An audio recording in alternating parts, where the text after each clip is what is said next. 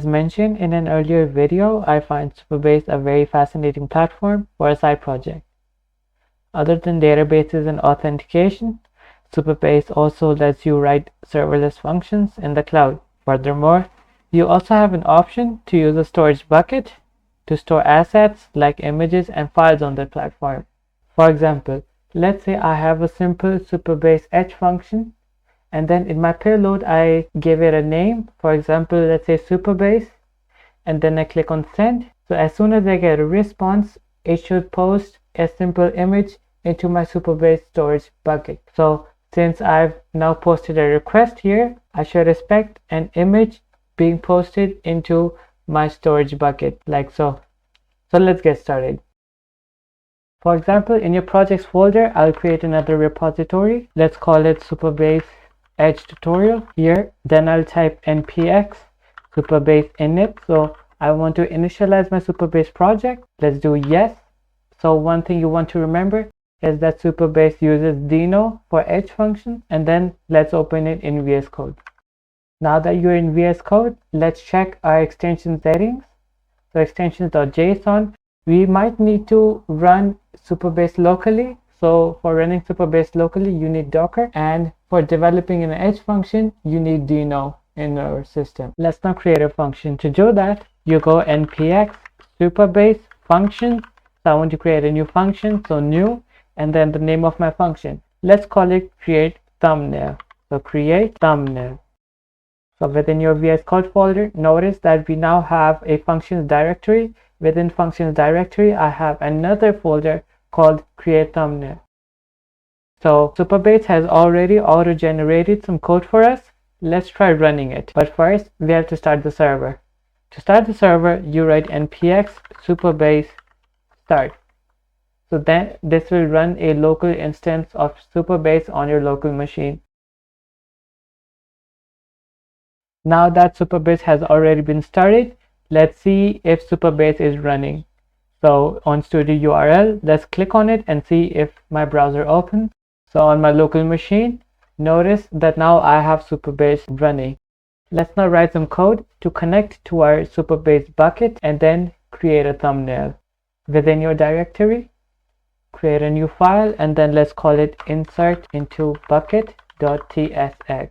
So let's create a function. So export async function, insert into bucket, and then let's create a client. So const Supabase client is equals create client, but we first need to import it. To import the create client function from Supabase, I can simply write import create client from, and then my package. So JSR at Supabase/Supabase.js, and then we save. So Deno has already installed this module for us. So within my create client function, so the first parameter of this function is going to be the Supabase URL. Conveniently, Supabase has already put in some environment variables for us. To get those environment variables, we go simply deno.env.get and then Supabase URL.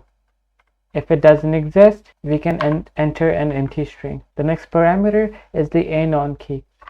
So we go deno.env.get, but one thing is we would need to use a service role key to insert assets into the bucket, Supabase service.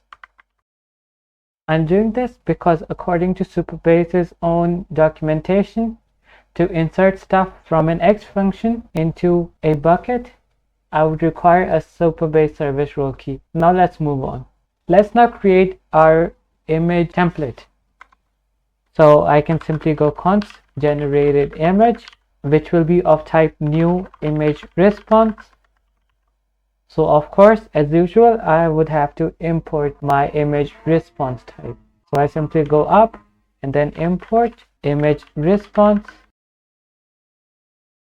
from, and then my dependency will be from the Deno land repository. So Deno land /x/ogedge/mod.ts, and that's it.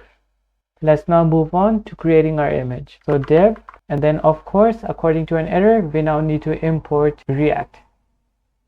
So import React from https esm.sh React. Let's now move on to creating our image template. So div, and then I'll give it a style. So the background color should be gray.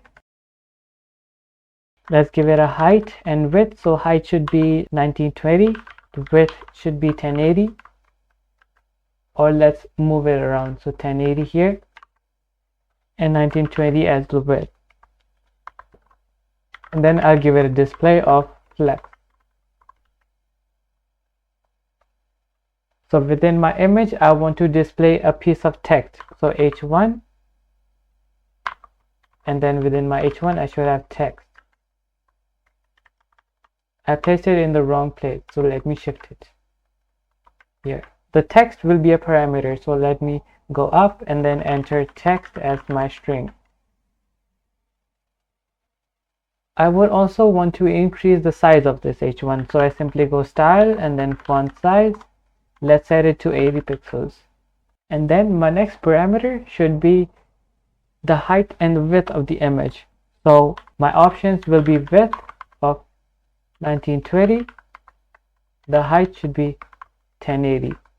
Let's now write some code to insert this generated image into my Supabase bucket. So const error and then data, and then I await. So Supabase client dot storage dot from, so the name of my bucket, let's call it thumbnails, and then I would want to upload my image into my thumbnails bucket. So upload. So the first parameter is going to be the file path, so let's call it text.png. So it's a png image, and then the actual file body, so the generated image dot body. Next, we will also want some file options. So let's say upsert is true, and then I want to define my content type. So I want png images to be within my database or my bucket. So image/png. Let's save. Next, since I have error and data from my function, I can simply return it. So error and then data. Let's now move on into using this function. So I'll go back to index.ts, and then within our auto-generated code, we have name already. So then I can simply do const error comma data, and then I can use my function. So await insert into bucket and then my name. So let's call it name. I will also want to rename this data object to payload, and then my message, let's say if there's an error, I can return an error, otherwise I'll return data. And then let's pass this payload to my response. Let's now try running it locally. If you have Supabase running already locally on your machine, you can just go npx Supabase function serve. Now that I have my function running, let's go to an API client and try running this function. So for example, let's say I have Thunder client running already on my VS Code instance. I can simply copy my URL and then paste it within the search field and then my function name. So in this case, my function name is create thumbnail. So create thumbnail. Let's now try running it to see if Supabase has already detected our function. So I click on send. So as you can see, it's saying invalid JWT. That's because Supabase needs a JWT or an and-on key to actually execute our edge function. So to get our and-on key, I can simply, within another terminal instance, I can do npx Supabase status. Now that I have all of my credentials, I can simply copy my and-on key and then put it in a header. So within my headers, I can go authorization and then my bearer token. So in this case, it's this authorization token. Let's send. So as soon as I send it, as you can see, I have a 404 status code, which means that Supabase did not find my bucket. So another step should be to actually create my bucket. So when we ran npx Supabase status earlier, we should get our studio URL. So then let's open it within our browser. Here, let's create our bucket. So storage and then new bucket let's call it thumbnails, because that's what we called it in our code earlier, and then save. Let's now head back to actually testing it. Let's send again. So here, if you see, we now have a different message telling us that we have a path and the ID of our image. Let's head back to our browser and see if our thumbnail has already been generated. Within thumbnails, if I reload, now I have an image. Cool. Let's now try testing it again. So within my body, I go back. Let's give it another name. Let's call it YouTube. Then, so now I have a youtube.png image within my bucket. Let's head back to our browser and check it again. Reload. YouTube. So how do we actually deploy this? Within your terminal, first we would have to log in into Supabase. So npx Supabase login, and then I enter, and then here it gives me a verification code. So I would need to go back to my browser and then get my verification code. Now that I've entered my verification code, I can press enter again, and now Supabase has linked my repository with my online account. So before continuing, make sure that you've already built a Supabase project. So in this case, I've already set up one called Edge Functions Tutorial. Let's now head back to VS Code, where I can link my repository to this project. So the first step should be to get my list of projects. So npx Supabase project list. So here it's Edge Functions Tutorial. So I copy my reference ID and then npx Supabase link.